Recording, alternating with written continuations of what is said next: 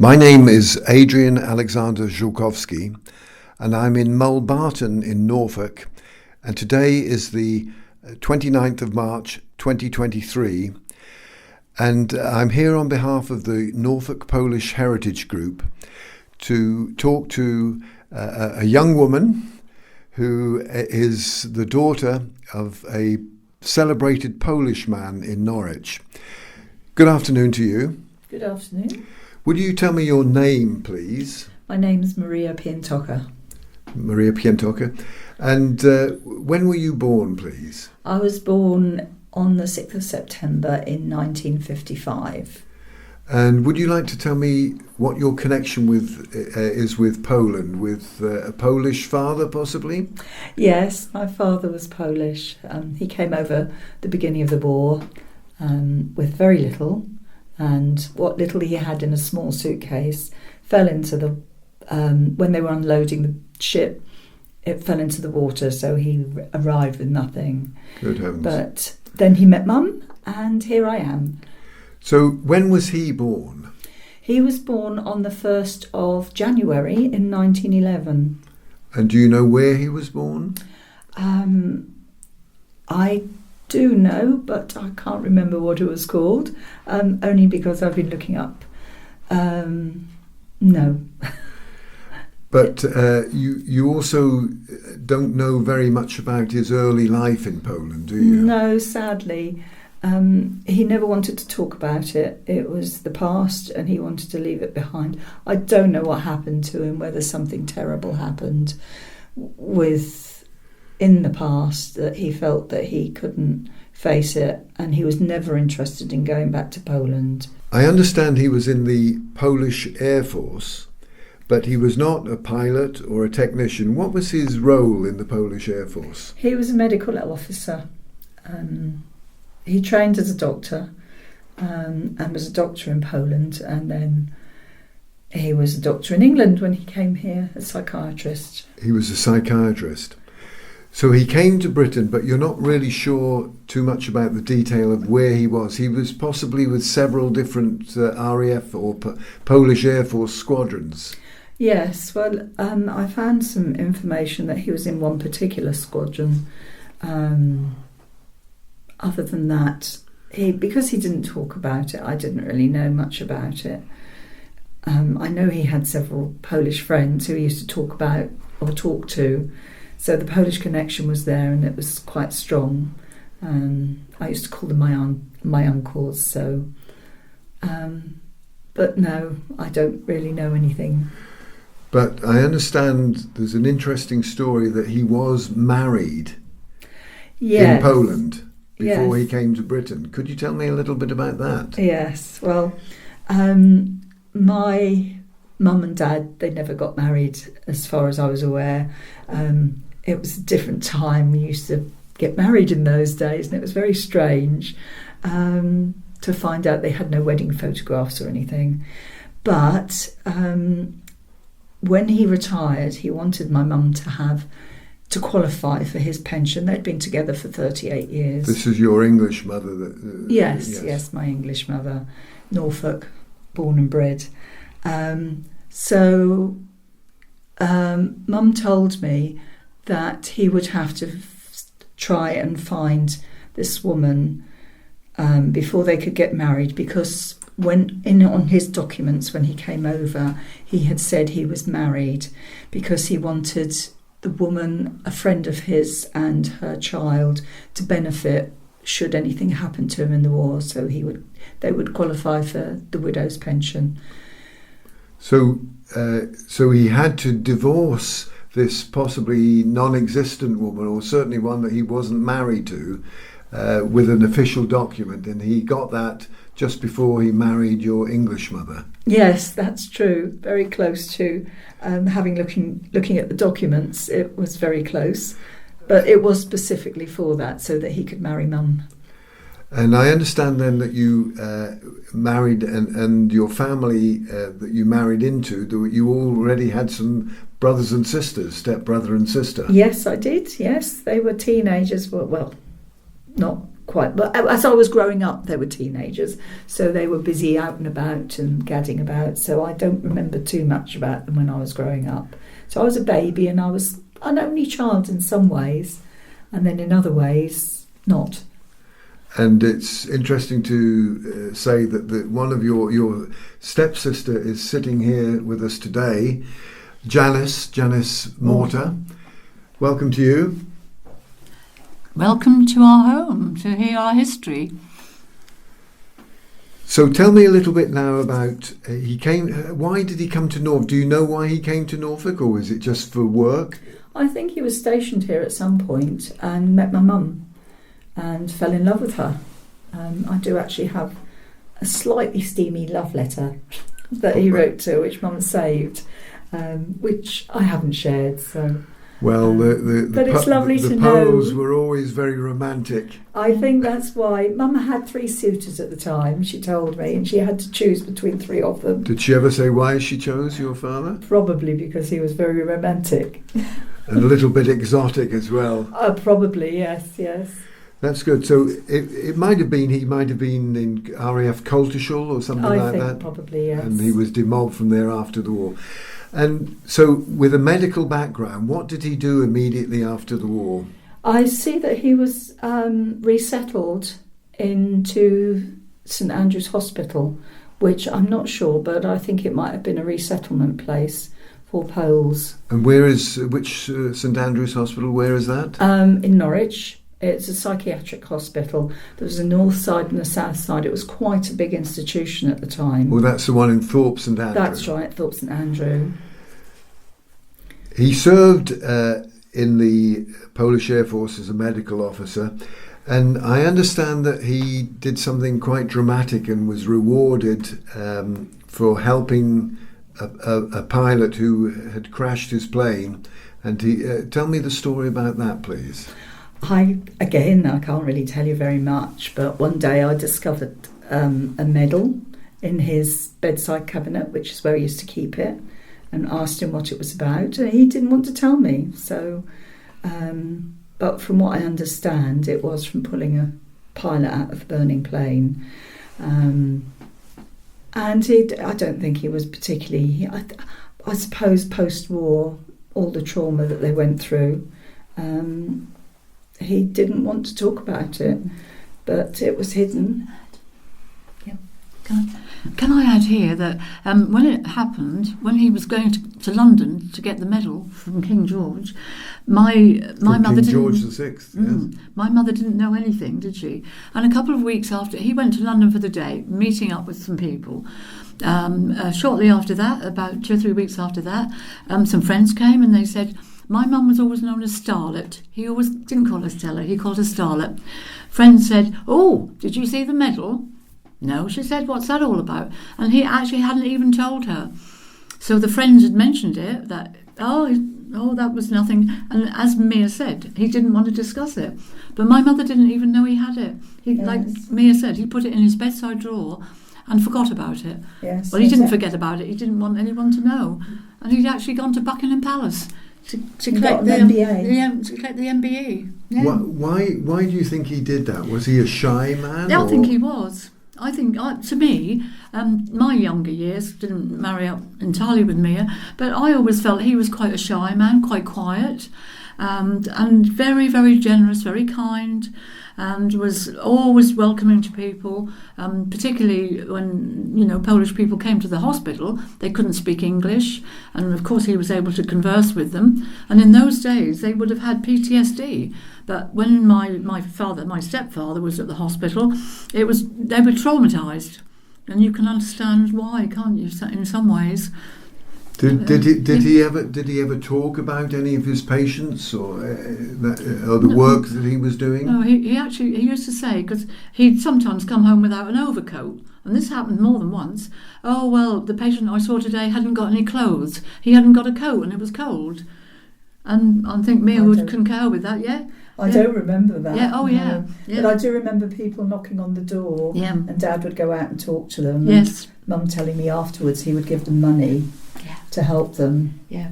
He was a very generous man, yes. very kind, generous man, yeah. So how many years did he work in Thorpe? Well, he was there when he left, when the when the World War finished, right through to his retirement, which was, I'm trying to think of when he retired. When he was 65, I suppose. Mm. So I know him and Mum were together for 38 years, so the majority of that, I should think, if not more longer. And I understand that he played a major part in the Anglo-Polish club in Norwich, both yes. He and your mother. Yes. Tell me your souvenirs of that. My souvenirs. I remember many happy occasions. Dancers, he loved going to the dancers and playing. There's a mixture of English music and Polish music and dancing. And then there was the New Year's Eve do. It was a big do at St Andrew's Hospital. They had a huge room there with a stage, and members of the committee would probably put on a show and a wonderful buffet. We used to go and spend the day making these gorgeous, delicious Polish foods for the buffet in the evening, Polish cheesecake and open sandwiches, which I do love an open sandwich. And summer, we used to go over to one of the members' gardens, big garden they had, and there'd be midsummer festival, and there'd be a bonfire in the evening, and we'd all have some bigos and sing songs again, and they had games during the day, and there was a lovely bit in the evening where they'd float little boats down the stream with candles lit. So I have some lovely memories. Yes, I think that's called Vianki. It's a sort of a pagan tradition, but I remember that as a child as well. And I also remember that not so much the Anglo-Polish club, because I think that was started after I'd left Norwich, but there was the International Club as well. Do you remember the International Club? Yes, I remember the International Club, but I don't think my parents went there very often. That was in the Music House in King Street in Norwich. Yes, I do remember going there a couple of times, but the Anglo-Polish Club was, mind you, that was in King Street as well. They used to meet. I'm not sure about that. I remember climbing up a ladder and falling flat on my back. Now, you mentioned that he didn't ever go back to Poland. He didn't want to go back to Poland? No. Why was that? I think it was just, he knew that things will have changed so much. I remember him saying when people would come over and speak Polish, they used to, because with his friends he'd speak Polish, but they spoke an old type of Polish, a bit like we speak English, these and thous. But he didn't want to go back to Poland. I think so much changed, and of course it was communist for a long period of time. Mum and my auntie went over there a couple of times. In fact, Mum and Auntie Kathy went and drove there just after they got their driving certificates. And Janice, you went there as well? Janice I also went, and the main thing I remember was going to Zakopane. And we went to Zakopane for the skiing. And I remember, learning how to ski, and it was really, really cheap compared to what we'd pay at home. And at the same time, we went to was it a beautiful medieval town? Krakow. We went to Krakow as well. So I remind me of Krakow, and I remember in Warsaw. I went to Warsaw and stayed with some friends there. So I did go. I probably went more than you. And what sort of age was that? Would you? I must have been in my early teens, I would think. But one memory that really has always stayed with me. We always had to take tea and coffee and take them as gifts because they couldn't get the coffee and the tea they wanted. And I remember going into the kitchen in one place we stayed, and there was a piece of string across the sink, and there was all these little things on a piece of string. And I said, whatever's that? They were tea bags, and they would use the tea bags over and over and over, and then hang them up to dry. over the kitchen sink, and we took things like that for granted. So I can remember a lot of things that Poland didn't have that we had. That's so great. They had some did, tough times under the communist regime. They certainly were. Yeah. But he didn't go back to Poland. But I understand that he also didn't ever have British citizenship. No. Why do you think that was? I don't know. I mean, he was not driven or ambitious in any way, I think. Happy as he was. Yes, he was happy as he was, really. I mean, he stayed as a senior houseman at the hospital. One of the doctors really wanted him to become a registrar, but he was not interested. He just liked being with people and working with people. He liked things as they were, really. And I understand he worked very long hours. Tell me about that. He didn't have a driving licence or didn't drive. No. And your mother had to wait for him and pick him up and bring him back. Tell me about that. He worked very long hours. Yes, once Mum could drive, he used to give her a ring. She never knew when he was coming home. But once she'd got her driving licence, he would phone and say, "Can you come and pick me up?" And I remember 2 or 3 hours sitting in the car waiting for him to come out because he was busy with his patients. So he was very dedicated. And I think that's when he came home, he would be so quiet because he just wanted to sit quietly. And did he have any hobbies at all? What was his home life like? He played patience, played card games all the time, and stamp collecting. He liked stamp collecting. He used to go fishing, yes, from time to time. Can you remember about his fishing experiences? I think he went quite regularly, and he found it very tranquil, sitting on the bank, and maybe this is coarse fishing in the rivers rather than sea. Yes, he used to go locally, didn't he? Yeah. Somewhere local, like somewhere Wood Bastwick. There was some fishing right there. Uncle Gennick. Yeah. I think he enjoyed fishing and the peace and quiet of it all. That I remember, and he liked gardening. He used to potter about in our little garden, putting plants in and weeding, and I think they were the sort of pursuits that he enjoyed. Something peaceful and tranquil. And did he remain a real Pole until his death? How was his English, for instance? Oh, he had a very strong Polish accent.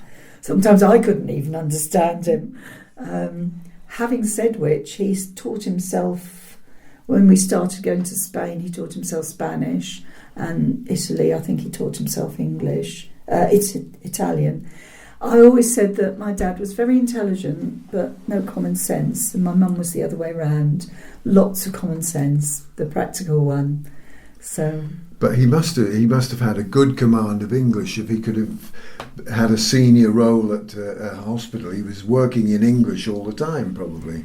Yes. Although there were quite a number of Polish inmates or institutionalised people, I understand. Yes, there were. Well, they were there for a long while. Yes, they became very institutionalised. And a lot of them weren't actually psychiatric patients. They were being accommodated and cared for in that environment. Probably, as Hitler would have said, feeble-minded. So I remember there was one person who used to come to the Anglo-Polish club, and I think he had the mental age of a young teenager. I can't remember his name, but he was always there, and he probably got into the Anglo-Polish club via Dad bringing him and encouraging him to come. And finally, how much longer did your mother live after he died? Can you remember? It was quite a long time, wasn't it? About 10, 12 years ago now, didn't she? Yeah. Dad died in 1984. Yeah. And they were very close, were they? Oh, yes. Very close. Yeah. They used to drive her mad. I think there were times when I always remember she said that she didn't want to get in a row with him because he could send her to Coventry for 3 days and just not talk to her for ages. So he was a little bit stubborn, was he? Yes, she really missed him when he'd gone. He really missed him. No, we all did. Yeah. We all did, yeah. Well, I'd like to thank you both very much indeed for talking to us today. That's some happy memories and some important memories from a historical point of view. So thank you very much indeed for your time today. Thank you. Thank you.